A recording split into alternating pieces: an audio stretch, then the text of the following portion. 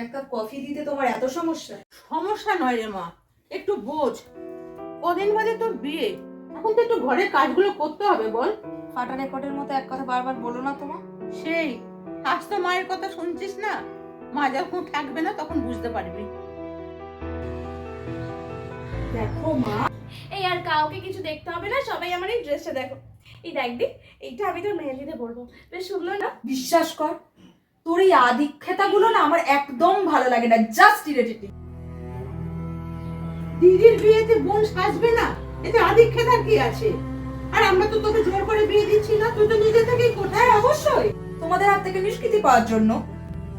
কি বলছিস তুই? ঠিকই বলেছি রে, মাঝে মাঝে মনে হয় আমার কেউ না থাকলে হয়তো ভালো হতো। অনু, দেখো মা, নতুন করে প্লিজ আর কোনো নাটক করো না। আর তনু, আমি তোকে বারবার একটা কথা বলছি, লাস্ট বার বলছি, কান খুলে ভালো করে শুনে নে।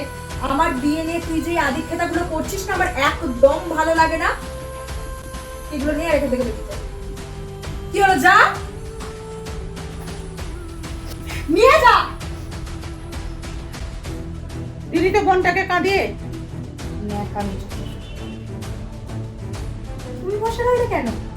যাও ছোট মেয়ে তনুর কাছে যাও, গিয়ে আমার বিরুদ্ধে কনস্পিরেসি করো।